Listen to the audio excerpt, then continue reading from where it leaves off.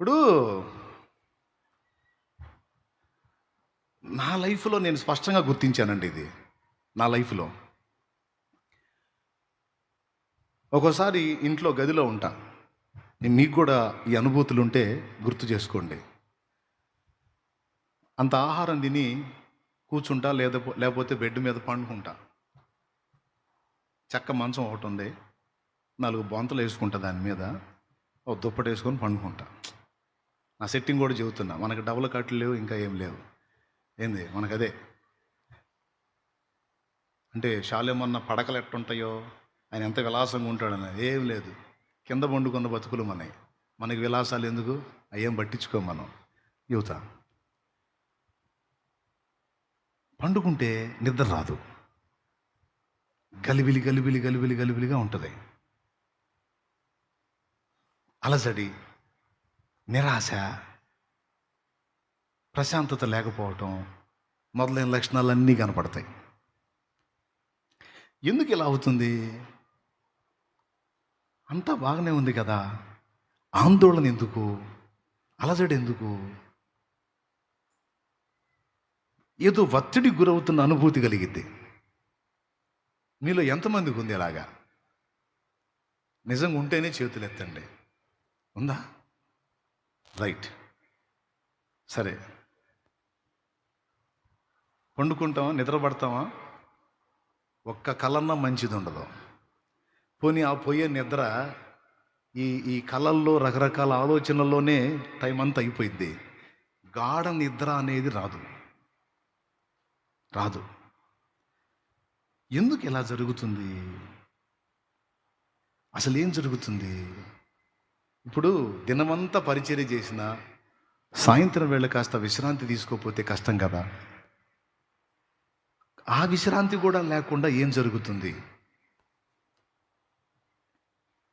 ఎక్కడో కాదు, మన ఇళ్లలోనే, మన గృహాల్లోనే ఏం జరిగిద్దంటే, దేవుణ్ణి బాగా ప్రేమించి భక్తి చేసేటువంటి గృహాల్లో, దేవుడి కోసం నీతిగా బతకాలి, ఆత్మలను రక్షించాలి, అనేక మంది జీవితాలను వెలిగించాలి అనుకునే గృహాలలో ఈ శోధన ఎక్కువ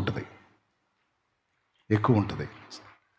ముఖ్యంగా సేవకులు నెంబర్ 1లోకి వస్తారు. సేవకుల గృహాల్లో ఎక్కువ ఉంటుంది ఇది. తర్వాత విశ్వాసుల్లో, సేవాశక్తి కలిగిన విశ్వాసుల్లో ఈ అలజడి ఉంటుంది. ఎందుకు ఇట్లా అయింది అంటే, దురాత్మలు, అంధకార శక్తులు ఉంటాయి కొన్ని.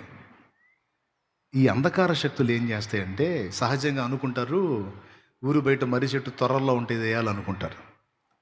ఎక్కడ? ఊరి బయట మర్రి చెట్టు త్వరల్లో దెయ్యాలు ఉంటాయి అనుకుంటారు. వాటికేం పని అక్కడ? వాటికేం పని అండి అక్కడ? మర్రి చెట్టు త్వరల్లో ఏం చేసి మ్యారేజ్లు చేసుకుంటే అయింది. మరి ఆడేం చేయను ఉంటే దెయ్యాలు, నాకు అర్థం కాదు. అవి ఆడగాదు ఉండేది.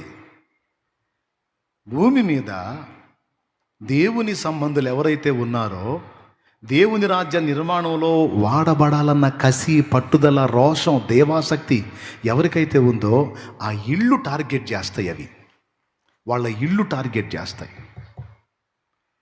ఇల్లు టార్గెట్ చేసి ఆ ఇంటి మీద వేస్తాయి మకాం. అర్థమైందా? అన్యుల మీద కూడా కాదు, ఎందుకంటే అన్యులు ఆల్రెడీ వాళ్ళ గుప్పెట్లో ఉన్నారు. ఇప్పుడు ఒకడు పిస్తోల్ తీసుకొని లేకపోతే గన్ను తీసుకొని బాతుల్ని వేటాడుతున్నాడండి. ఒక నది ఒడ్డున బాతులు ఉన్నాయి, ఒకడు పిస్తోల్ తీసుకొని లేకపోతే గన్ను తీసుకొని వేటాడుతున్నాడు. 3 బాతులకేమో బుల్లెట్ తగిలింది, పడిపోయినాయి. ఒకదానికి తగల్ల, రెక్కకి టచ్ అయిపోయింది, ఒక రెక్క జారింది, దాన్ని ఎగరలేక పోతా ఉంది, నడుస్తానే పోతా ఉంది. ఇప్పుడు ఈ తుపాకీ పట్టుకున్నాడు చచ్చిన వాడి దగ్గరికి పోతాడా, పారిపోతున్న దాని దగ్గరికి పోతాడా? అందరు చెప్పండి. అవునా? మనం ఎవరు అనుకున్నాం? ఆ పారిపోతున్న వాళ్ళం మనం. అన్యులు ఎవరు అనుకున్నాం? ఆల్రెడీ చచ్చిపడున్నాడు. ఆల్రెడీ వాళ్ళందరూ వాడి గుప్పెట్లోనే ఉన్నారు. వాళ్ళ ఇళ్ళ మీద వాడికి ఏం పని? వాళ్ళ డ్యూటీ అంతా, వాళ్ళ పనంతా క్రైస్తవ గృహాల మీదే. సేవకుల ఇళ్ళు, సేవకుల పిల్లలు, క్రైస్తవుల గృహాలు, క్రైస్తవుల పిల్లలు. నేను చెప్తున్నాను కదా, మిగిలిన ఏ మతం వాళ్ళ జోలికి కూడా పోవాయి, ఒక్క మన జోలికే వస్తాయి. ఎందుకంటే మనమే వాటికి డేంజర్ కాబట్టి. ఎట్లా అవకాశం ఉంటే అట్లాగా. ఇప్పటిదాకా నేను చెప్పాను శారీరకంగా అడ్డగించేవి, ఇప్పుడు నేను చెప్పేది మానసిక పరమైన దాడి. ఈ మానసిక పరమైన దాడి ఎంత డేంజర్ అంటే, మనకు ఏమాత్రం బ్యాలెన్స్ మిస్ అయితే శాల్తీ కూడా గల్లంత అయిపోయేంత డేంజర్. నేను ఎరుగుదును, శాల్తీ కూడా గల్లంత అయిపోయేంత డేంజర్. నిరాశ, నిస్పృహ, కృంగుబాటు, ఏదో వేదన. ఏం జరుగుతుంది అసలు? ఈ గదిలో ఏం జరుగుతుంది? ఈ ఇంట్లో ఏం జరుగుతుంది? మళ్ళీ ఇంకో విచిత్రం చెప్పనా? అక్కడి నుంచి నువ్వు బయటికి రా, అక్కడి నుంచి బయటికి రా నువ్వు, అది మొత్తం పోయిద్ది మళ్ళీ. నేను చూసా, అక్కడి నుంచి నువ్వు బయటికి రా, ఆ ఫీల్ మొత్తం పోయిద్ది. నువ్వు ఆడే ఉన్నావంటే చేతికి రావు. ఎందుకో చెప్తా. ఈ దురాత్మలు ఎట్లాంటి అంటే కుక్కల్లాంటి దురాత్మలు కుక్కల్లాంటి.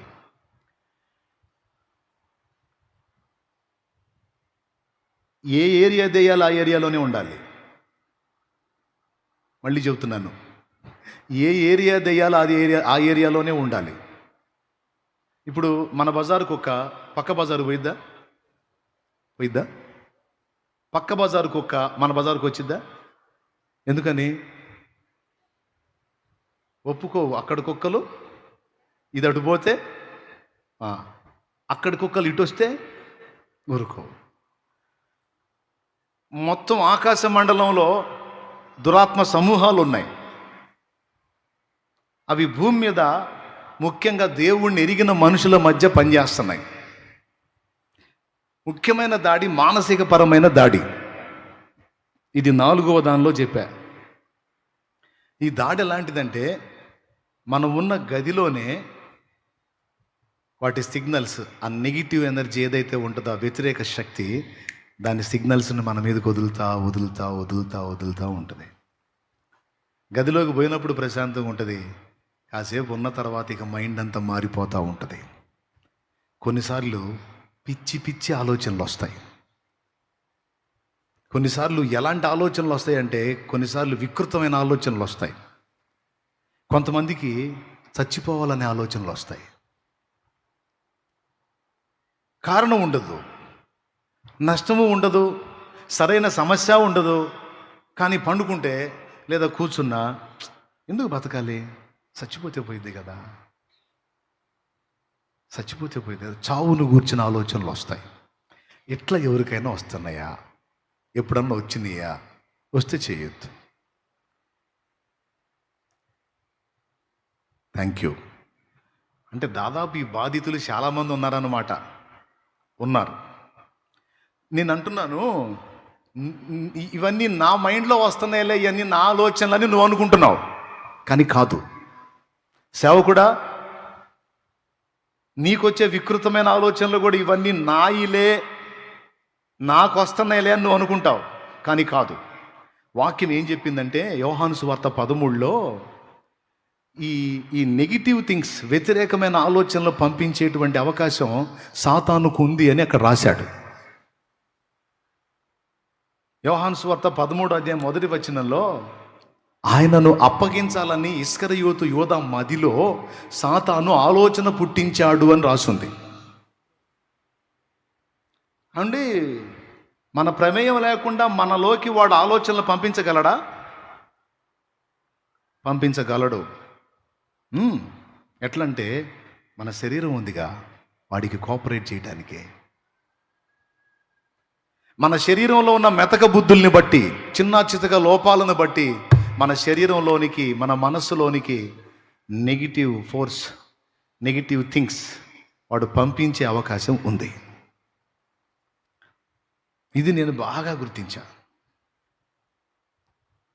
ఇంట్లోకి వస్తానా, నా గదిలోకి వస్తానా, నాకు అర్థమైపోయింది. ఆటోమేటిక్గా గదిలో వ్యతిరేకమైన పోరాటం ఉంది అని నాకు అర్థమైపోయింది. ఒకప్పుడు నేను దాన్ని గుర్తుపట్ల, ఇది ఎందుకు ఇలా అవుతుంది అని అనుకున్నా. తర్వాత కొంతమంది పెద్దల అనుభవాలు విన్నప్పుడు ఒరే ఇది నిజమే కదా అని అనిపించింది. ఇప్పుడు ఈ గదిలో ఇలాంటి ఎఫెక్ట్ మనకు ఉందనుకో, అక్కడ నుంచి బయటకు వచ్చి ఇంకో ప్రాంతానికి మనం వెళ్ళామనుకో, ఆ ఫీల్ ఉండదు. మనసు తేలిగ్గా ప్రశాంతంగా ఉంటుంది. మళ్ళా నువ్వు ఈ గదిలోకి రా, అదే ఫీల్. ఎందుకంటే అక్కడ ఉండే డెవిల్స్, అక్కడ ఉండేటువంటి నెగిటివ్ ఎనర్జీస్ ఏవైతే ఉన్నాయో అవి అక్కడే ఉంటాయి, అవి అక్కడే ఉంటాయి. నేను చెప్పింది ఏమన్నా అర్థమైందా? ఎంతమందికి అర్థమైంది? అబద్ధాలు ఆడకుండా చెప్పండి. నిజంగా అర్థమైతేనే చేతులు ఎత్తండి. రైట్. ఇప్పుడు అక్కడి నుంచి లేచి ఇంకో ప్రాంతానికి వెళ్ళామనుకో, ఇవి ఆడికి రావు. అక్కడుండే వేరే ఉంటాయి. అవి మనల్ని పట్టుకొని మనల్ని శోధించడానికి టైం తీసుకుంటుంది. అందుకని ఒక ప్రాంతం నుంచి ఇంకో ప్రాంతానికి మనం వెళ్ళేటప్పటికి ఫీల్ మారిపోయింది. కానీ వ్యతిరేక పరిస్థితులు, వ్యతిరేక ఆలోచనలు వస్తున్నా నువ్వు అక్కడే ఉన్నావు అనుకో, ఖచ్చితంగా దెబ్బతింటావు. అసలు గృహాలలో ఇలాంటి దాడులు ఉంటాయన్న సంగతే విశ్వాసులకు తెలియదు. గృహాలలో, మన కుటుంబాలలో, మన గృహాలలో, మనం నివసించేటువంటి ప్రాంతాలలో ఇలాంటి నెగిటివ్ ఫోర్స్, నెగిటివ్ ఎనర్జీస్, వ్యతిరేక శక్తులు, పాతాళలోక శక్తులు, అంధకార శక్తులు, దురాత్మ శక్తులు అనేవి ఉంటాయన్న సంగతే విశ్వాసులకు తెలియదు. కానీ వాటి దాడి ఉంటుంది. మరి ఇప్పుడు ఎట్లా? మరి వాటిని ఎదుర్కొనేది ఎట్లా? అందుకే చాలాసార్లు నేను వాక్యంలో చెప్పాను, విడిగా కూడా చెప్పాను. కుటుంబాల్లో ఎప్పుడు కూడా పాజిటివ్ ఎనర్జీ అంటే అనుకూలమైనటువంటి శక్తి, అది దేవుడిది, ఉండేటట్టు మనం జాగ్రత్త తీసుకోవాలి. మన క్లైమేట్ని మనమే డిజైన్ చేసుకోవాలి. ఇప్పుడు వ్యతిరేక శక్తులు వచ్చి అక్కడ పని చేయకుండా అనుకూల శక్తి అక్కడ పనిచేయటానికి ఎప్పుడు గృహంలో స్తుతి ఆరాధన ఉండాలి.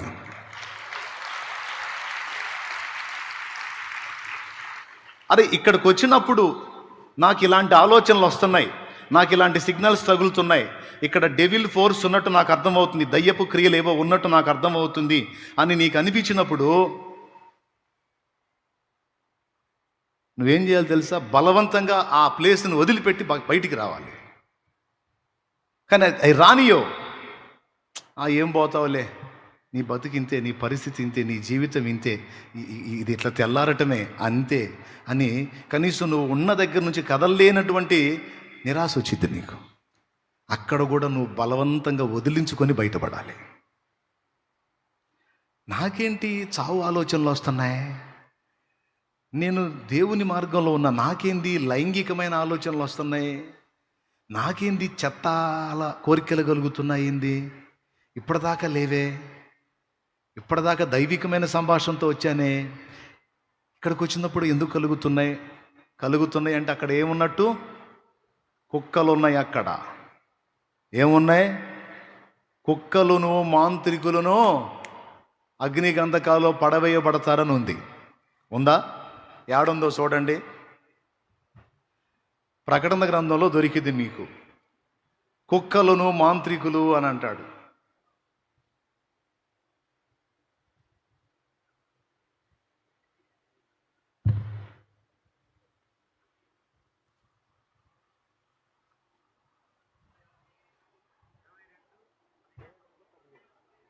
మైకు తీసుకొని చదువమ్మా.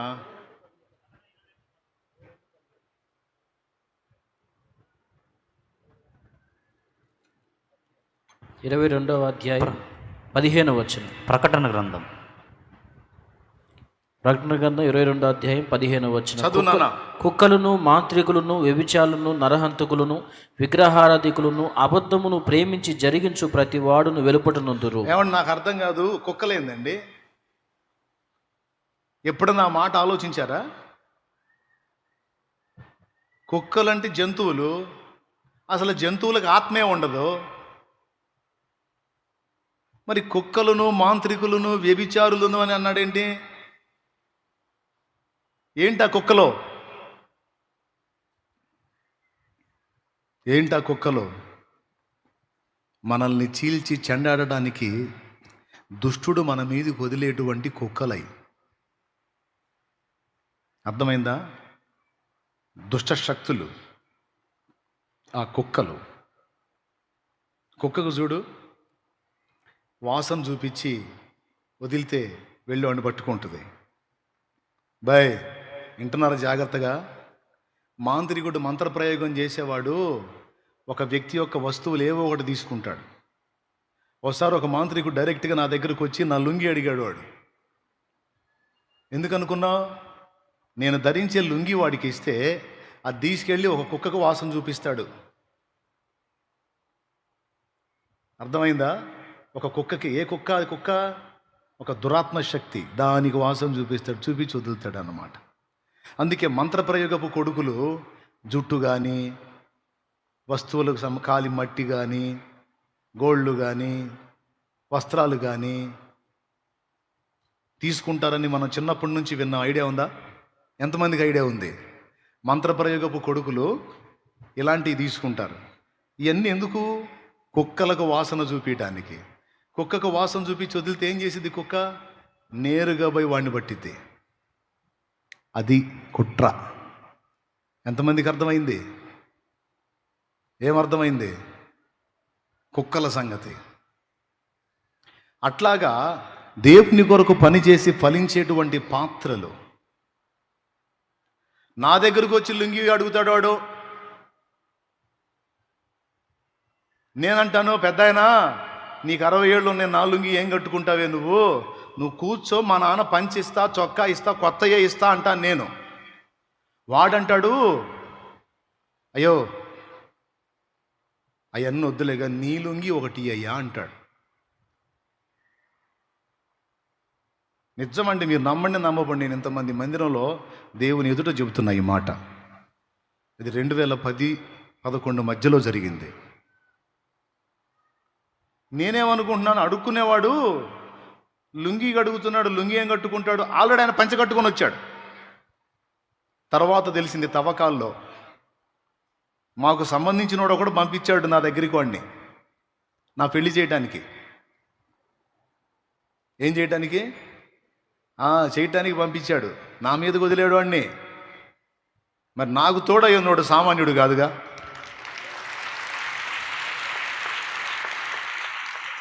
దెయ్యాన్ని నమ్మి, దెయ్యానికి మొక్కి, దెయ్యానికి ఆరాధన చేసుకునే వాడికి అంతుంటే, ఆడు దెయ్యాలనుకునే దుష్టశక్తుల మొత్తాన్ని, దురాత్మలని, సైతానుని, ఏది దెయ్యాల మొత్తానికి రాజైన సైతానుని సృష్టించిన వాడు నా దేవుడు.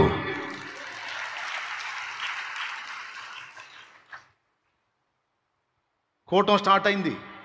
ఎట్లనే సెమీ క్రిస్మస్ కూటం స్టార్ట్ అయింది. మేము పాటలు పాడుతున్నాం.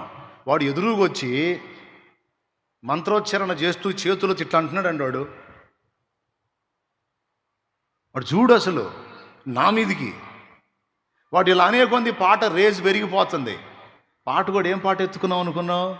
ధవళ వర్ణుడు రత్నవన్నుండు నా ప్రియుడు, ధవళ వర్ణుడు రత్నవన్నుండు నా ప్రియుడు, అవని 10,000 అతి శ్రేష్ఠుడా తండు, అవని 10,000 అతి శ్రేష్ఠుడా తండు, ఎవరు ఆయన కిలలో సమరూప పురుషుండు,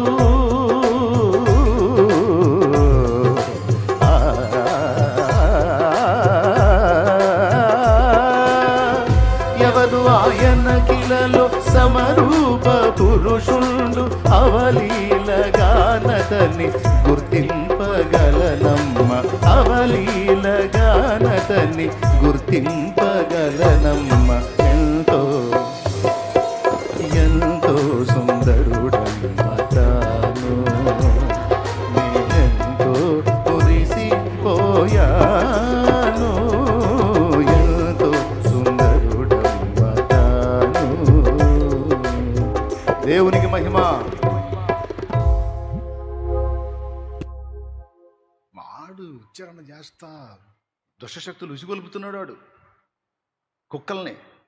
వాడి దగ్గర కుక్కలు ఉంటే మన దగ్గర దూతలు ఉంటారు. వచ్చిన కుక్కను వచ్చినట్టు మూతి పగలగొట్టడం.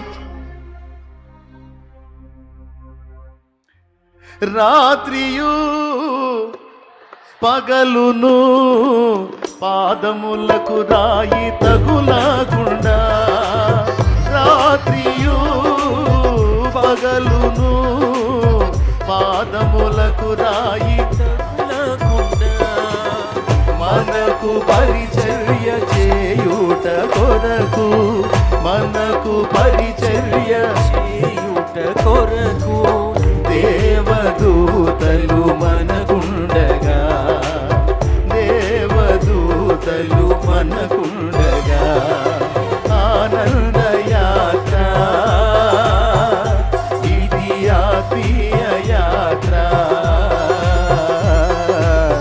యేసుతో నూతన యెరూషలేము యాత్ర, మన యేసుతో నూతన యెరూషలేము యాత్ర, ఆనంద యాత్ర.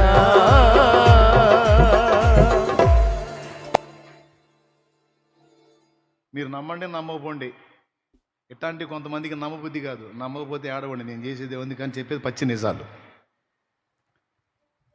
కూటమి అయిపోయింది, పెద్ద గొడవ స్టార్ట్ అయిందండి. వాడు తిప్పలు పడి లేపాడు. ఆ కుక్కలు ఏం చేసినాయి తెలుసా? అక్కడ ఉండి అన్యుల్లో జొరబడ్డాయి. జోక్ కాదు నేను చెప్పేది, అనుభవం. అక్కడున్న అన్ని జనుల్లోకి జొరబడి ఒక ఆటో దగ్గర తగాద పెట్టుకున్నారు. తగాద పెట్టుకుంటే వీళ్ళున్నారుగా మనోళ్ళు పరిచారకులు, ఏయ్ అంటున్నారు. అని చెప్పి వీళ్ళు కూడా యుద్ధానికి దిగుతున్నారు. వాళ్ళు యుద్ధానికి, వీళ్ళు యుద్ధానికి. నా దగ్గరికి వచ్చింది వార్త, వాళ్ళొక బ్యాచ్ అయ్యారు, వీళ్ళొక బ్యాచ్ అయ్యారు, కొట్టుకోవడానికి సిద్ధమయ్యారని. నేను అప్పుడే వాడి గురించి ఆలోచిస్తాను. కొట్టుకోవడానికి సిద్ధమయ్యారన్నప్పుడు వాడు మంత్రోచ్చారణ ఎలా చేస్తారో తెలుసుగా నాకు. అది పెదవులు ఎలా కదులుతాయో నాకు క్లిక్ అయింది. ఫోటో కొట్టారు మనోళ్ళు. వాడున్నంత వరకు పడ్డది, వాడు పడలా ఫోటోలో. అంటే ఫోటో ఫ్లాష్ అయ్యేదానికి అవతల నిలబడ్డాడు వాడు. స్పష్టం, నిజం, అబద్ధం కాదు. తర్వాత వాడు ఏ ఊరు నుంచి వచ్చాడో, వాడిని ఎవడు పంపించాడో మొత్తం డీటెయిల్స్ తీసుకున్నాను. నగ్గన సత్యం. నా పని చేయటానికి వాడు పంపించాడు. దేవుడు కృప చెప్పన, పంపించినోడు పోయాడు, వచ్చినోడు కూడా పోయాడు. ఏ ఫోటో తీరా.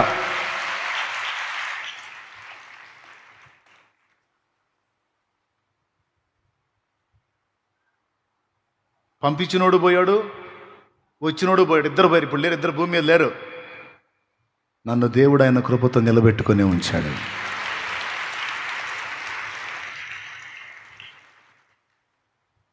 నా దేవుడు రోషం గల్ల దేవుడు. ఇట్లాంటి చెత్త ఎదవలు చేస్తారా? పత్తా లేకుండా పోతారు, నామరూపాలు లేకుండా నాశనం అయిపోతారు. ఇద్దరు తెచ్చారు. ఒకటే, మారితే మారాలా, లేకపోతే మరణమే కావాలా. రెండు ఆప్షన్ లేదు. అది జీవం గల దేవుడితో పెట్టుకుంటే. నాకు అయిపోవాల మ్యాటరు. గొడవ స్టార్ట్ అయింది. ఇక డి అంటే డి అంటున్నారు. పెద్ద గుంపు, వాళ్ళ గుంపు, వీళ్ళ గుంపు. అప్పటిదాకా దేవునికి మహిమ వచ్చింది. ఆ క్షణాన అవమానం రాబోతుంది. పరిగెత్తుకుంటూ వెళ్ళి మందిరంలో మోకాళ్ళుని ప్రార్థన చేశాను. ప్రార్థనలు ఏమడిగాని తెలుసా? వచ్చినోడు పనుడు అని నాకు అర్థమైంది. ఆడు కుక్కలను వేసుకొని వచ్చాడు. ప్రభువా, దయచేసి వాటిని బంధిస్తున్నా, యేసు నామములో వాటిని బంధిస్తున్నా. నేను వారి మధ్యలోకి వెళ్ళినప్పుడు ఆ దురాత్మలు వెళ్ళిపోయి సమాధానం రావాలి.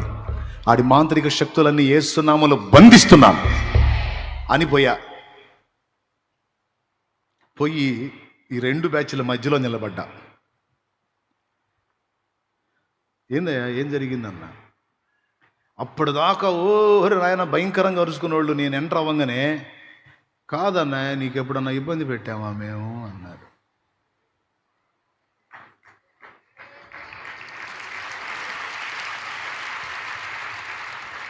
ఏమి లేదు. ఇక నేను నిలబడ్డా.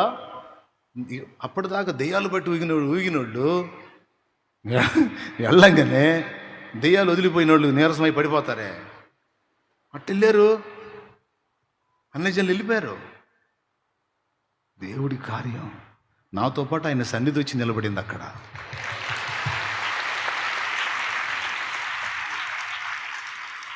ఇట్లాంటి కుట్రలు కూడా ఉంటాయి.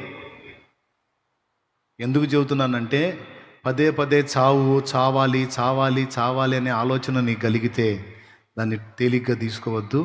అది నువ్వు ఎక్కడ కూర్చున్నప్పుడు ఆలోచన కలుగుతుందో గుర్తుపట్టి అక్కడ కూటం పెట్టాలి, అక్కడ చేయాలి ప్రార్థన. అందుకే ప్రతి ఇంట్లో ఎప్పుడు నేను చెబుతున్నాను, గుర్తుపెట్టుకోండి, మీరు నోరు తెరిచి పాడకపోతే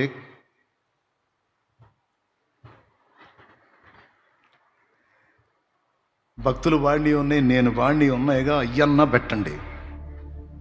పొద్దున్న లేచిన దగ్గర నుంచి పాటలు పెట్టండి, స్తుతి వినపడేటట్టు చేయండి. ఇంట్లో అనుకూలమైనటువంటి ప్రశాంతమైనటువంటి ఆనందకరమైన ఆరాధనకరమైన వాతావరణం ఎప్పుడైతే ఇంట్లో ఏర్పాటు చేసుకుంటామో ఈ వ్యతిరేక శక్తులు కనపడవిక.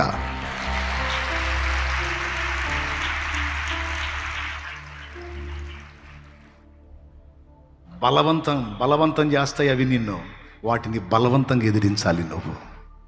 సేవకుడా, నీ పని అయిపోయింది, నీ కిడ్నీలు చెడిపోయినట్టు ఉన్నాయి, నీకేదో గుండె జబ్బు వచ్చినట్టుంది, నీకేదో అవయవాలు తేడా బట్టి ఇట్లాంటి ఆలోచనలు వస్తుంటాయి. నీ లివర్ ఏదో తేడా పడ్డట్టుంది, నీ కడుపులో మొత్తానికి ఏదో తేడా, నీ నరాలకి ఏదో వీక్నెస్ వచ్చేటట్టు ఉంది, నీకు పక్షవాతం వచ్చే అవకాశం ఉంది, నీకేదో క్యాన్సర్ స్టార్ట్ అవుతున్నట్టుంది.